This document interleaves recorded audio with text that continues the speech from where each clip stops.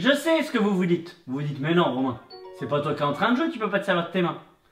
Peut-être, ou peut-être pas. J'ai ma manette adaptée.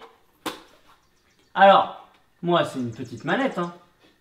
Je me suis fait faire un petit setup par quelqu'un qui me permet de jouer malgré tout au jeu comme tout le monde. Voilà, là par exemple c'est Zelda. Et même si je peux pas attraper, eh ben, grâce à cette manette, je peux jouer à plein de jeux. Alors, vous vous dites, ok, pour ton handicap, mais les autres comment ils font? Ceux qui n'ont pas leurs mains, ceux qui sont amputés, comment ils font? Eh ben vous savez quoi? Je vais vous emmener avec moi au salon du gaming. Et vous allez voir, il y a plein de choses incroyables qui se font. On y va ensemble? Salut les loulous, c'est Roro le Costaud, j'espère que vous allez bien. On se retrouve aujourd'hui pour une vidéo YouTube spéciale Handi Gaming. On est à Paris, on est à la Cité de la Science et aujourd'hui j'ai été invité pour vous faire découvrir tout ce qui existe en matière de jeux vidéo pour les personnes en situation de handicap. Parce qu'il y en a comme moi qui ne peuvent pas se servir de leurs mains, il y en a qui n'ont pas de main. Donc voilà, donc on va découvrir tout ce qui existe. Moi je vous avoue que moi le premier, je connais pas tout encore, je vais découvrir plein de choses. Voilà, en attendant, si la chaîne vous plaît, vous n'hésitez pas à vous abonner à la chaîne, activer la cloche pour les prochaines vidéos et un petit pouce bleu. Et on se retrouve tout de suite à l'intérieur pour découvrir tout ça.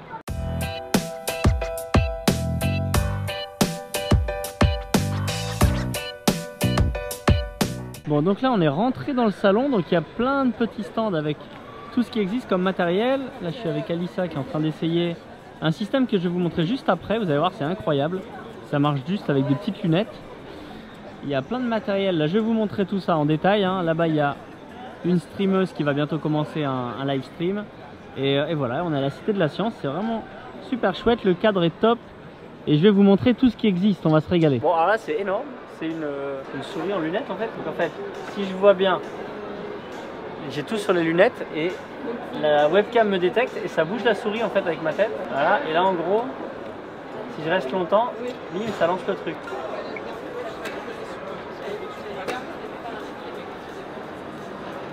Donc c'est énorme. Et du coup je gère tout avec la tête.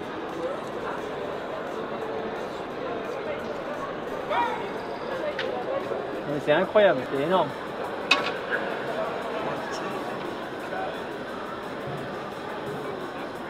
En fait je gère tout avec la tête, en fait, avec le mouvement de ma tête.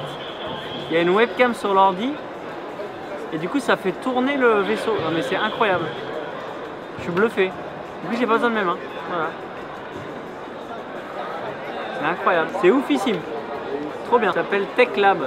Encore pire que l'autre, en fait là vous avez une petite barre en bas là, cette petite barre là, en fait ça a fait un étalonnage de mon regard et en fait là je gère tout l'ordinateur avec mon regard. Mais regardez, il n'y a absolument rien sur mon visage, j'ai rien, ça repère mes yeux et en fait mes yeux c'est la souris, c'est un truc de malade. Du coup tu peux gérer n'importe quel ordinateur comme ça, c'est fou. Là faut regarder où on veut aller en fait.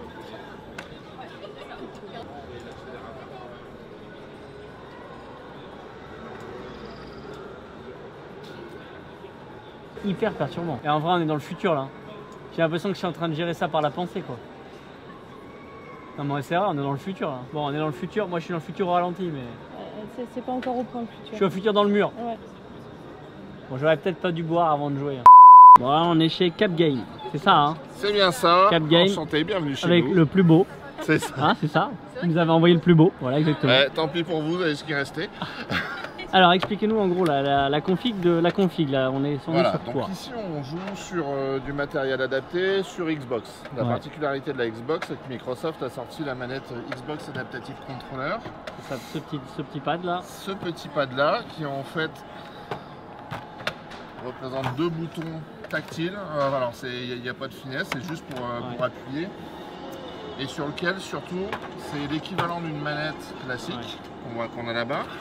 À part que chaque touche, on va pouvoir déporter sur un bouton comme on en a besoin. Admettons un joueur qui va avoir une manette qui va pouvoir poser sur une tablette mais pas savoir utiliser les gâchettes, on va pouvoir utiliser des boutons qui vont remplacer les gâchettes. Génial. Là pour l'instant c'est tout droit. Pour l'instant ça va. En fait, il faut vraiment donner des petits coups parce qu'effectivement à grande vitesse on a vite fait de partir en vrille. Voilà. Ça passe. Pour la carrosserie, c'est pour voir. Là, bien entendu, c'est pas le setup le plus opérationnel, c'est plus pour le fun. On est d'accord. Mais c'est bien de montrer, grâce à cet appareil, on va pouvoir placer les éléments là où on en a besoin. Et surtout là, on a la capacité d'utiliser. Et dans la forme qu'on veut. Parce que derrière, on va pouvoir mettre des manettes, avec l'impression 3D, mettre des manettes sur mesure, à la forme de la main.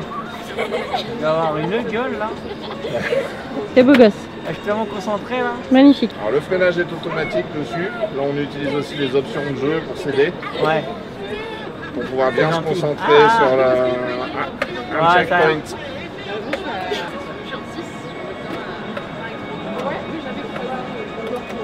T'as une mâchoire de fer avec ça après. Alors, elle se foutait de ma gueule, ma caméraman là. Alors, ça dit quoi? Bah elle lâche pas là-haut.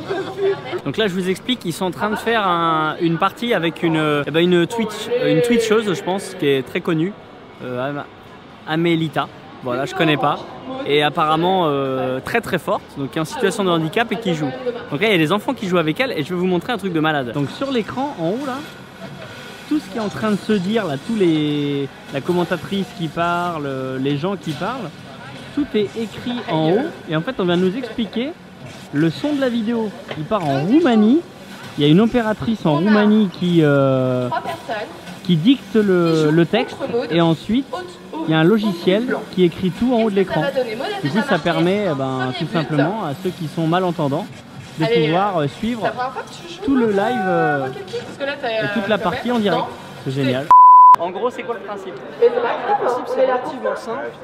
Il y a une veste, il y a 20 vibreurs à l'intérieur et en reproduisant certaines vibrations, on va pouvoir vous faire ressentir tout ce qui se passe dans la réalité virtuelle. Ok. Donc dès que vous arrivez dessus, vous allez sentir quel type de balle, quel type d'objet est en train de vous tirer dessus, où ça vous tire dessus, de quelle direction ça vient, d'autres interactions comme de la pluie, du vent, des boules de feu, ou une grosse explosion pour spoiler complètement. Tout va bien. Je suis très rassuré. Là, je vais me faire tirer dessus. Tout à fait. Ah oui, Yann. Ouais, c'est bien. Ça, je peux pas refaire un 3 contre 1. Non, je vais pas quand même. Aïe. Ah, le coup. cerveau a la bonne réaction. Ah, le temps que j'adore en fauteuil. Ok. Ah la vache. Ça va être que de la vibration. Et en fait, c'est juste. Ah. En fait, le cerveau, de la façon dont il fonctionne, Ah, c'est qu'il quelqu'un a un parapluie. Oh, ça va, vous n'êtes pas mouillé au moins. C'est clair. Cohérent. C'est ouf. Et en fait, avec les bonnes stimuli, avec la bonne gestion sensorielle, on peut lui faire croire. Ah, c'est ouf. Et c'est marrant parce que moi qui n'ai pas de sensation tout le bas du corps, même juste avec le haut déjà, c'est ça fait bien. notre objectif en fait. Là du coup la veste effectivement elle couvre tout le corps, mais grâce à la plasticité cérébrale, ce genre de choses, on peut apporter des sensations dans les zones qui sont encore sensibles. Et du coup essayer justement de recabler d'apporter des informations sensorielles sur des zones où on n'a plus de sensibilité, et de apporter cette information. Moi je l'ai pas et quelque part ça a diffusé un peu partout, c'est fou. Bon, nouveau stand. Alors on utilise encore le pad Microsoft. Sauf que cette fois-ci, vous voyez, on a branché plein de boutons. Alors la config est simple, c'est que le rugby c'est un jeu qui demande vraiment beaucoup qui est assez complexe, qui demande d'utiliser un maximum de boutons. Ouais. Aujourd'hui on a décidé d'utiliser qu'un seul des deux joysticks, parce qu'on s'est dit que sur le rugby, le joystick est utilisé qu'une seule fois, donc on peut débrancher, rebrancher.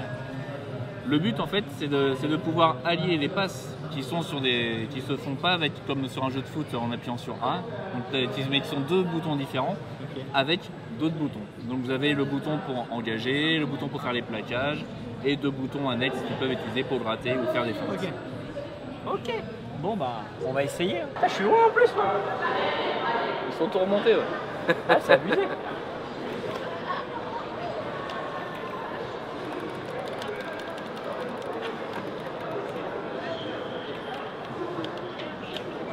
Oh là, jamais dans l'axe, en jeu.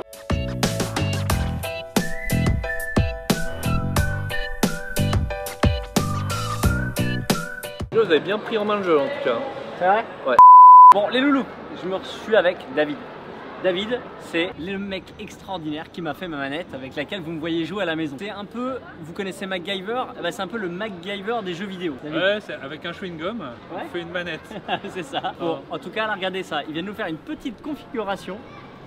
Il nous a mis une fourche au volant et donc cet accélérateur. Donc là, ce que tu m'as dit, hein, c'est fait. Ça, c'est de l'impression 3D. Ouais. En fait, c'est basé sur les petites gâchettes de chez Logitech. Et le mécanisme, on l'a pas mal abîmé pendant le salon, donc il est un peu scotché. Mais en gros, voilà, c'est un levier et il est très souple. Donc j'ai fait exprès de le laisser très souple, de ne pas mettre des ressorts trop durs. Comme ça, voilà, tout un chacun peut facilement l'activer, il y a juste à poser la main dessus. Excellent. Bon, il n'y a plus qu'à essayer. Hein. C'est une logique de femme. Ah oui, donc là t'es parti là. Ouais, t'as vu, je suis parti là.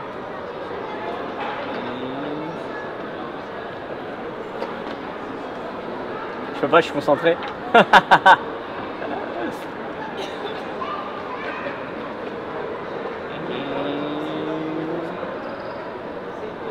Ah, il est souple le volant, mon pauvre. Ouais. J'ai mis, j'ai réduit quand même les retours de force, tout ça j'ai réduit parce qu'il était un peu dur quand même. Ah, ouais. Ah, regarde la carrosserie. Oh. Excusez-moi. Oui, non, mais ça marche aussi. Hein. Bon, l'avantage quand tu es dernier, c'est que tu peux ne faire que gagner des places.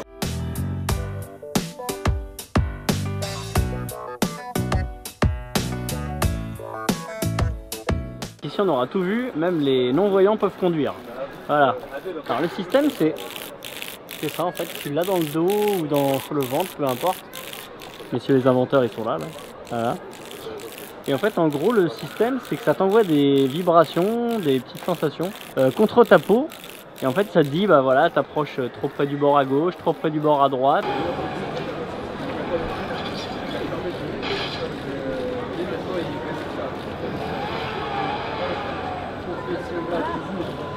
C'est chaud hein. Putain, fermons les yeux, c'est chaud. Ouais, après c'est l'apprentissage, il faut que ça resserre. Ouais, c'est ça. Et après l'apprentissage que les gens font dans le jeu, dans le Trackmania, ça se reporte dans les autres jeux ou dans la vie réelle. Parce que sinon vous reliez à l'écran, vous êtes plus sur l'environnement. On n'a pas de la fin de la caisse, ça moi je me prends dans le mur. Mais ce sera la voiture de qui? Et sa caisse. C'est ça la conduire et c'est vraiment le pouce quoi. Bon, en plus, bon donc là, dernier stand. On finit par le dernier et là on va faire un truc qu'on n'a jamais fait jusqu'à présent. On va jouer à un jeu vidéo mais comme si on était non-voyant. C'est ça en gros. C'est ça. Donc en gros vas-y explique-nous en gros le principe. Donc, le principe du jeu c'est se mettre dans la peau d'un non-voyant. Donc le jeu c'est un jeu audio, donc dénué de visuel. On va devoir jouer uniquement grâce à nos oreilles, en écoutant ce qui se passe autour de nous et en réagissant en fonction de ça. Donc il y a des instructions qui vont être données à l'écran et d'autres qu'il faudra se baser sur le son pour savoir ce qu'il faut faire. Donc ça sera, il y a certaines petites indications, il y a des détails, il y a des sons ambiants et c'est grâce à ça qu'on va devoir se repérer et accomplir l'objectif. C'était No Visual Game, c'est ça qui montre ça et trop bien. Bon bah allez on va essayer ça. Et c'est une nouvelle expérience aussi pour les personnes voyantes. Bah ouais non mais c'est énorme. Moi j'adore. J'adore, on découvre plein de trucs aujourd'hui.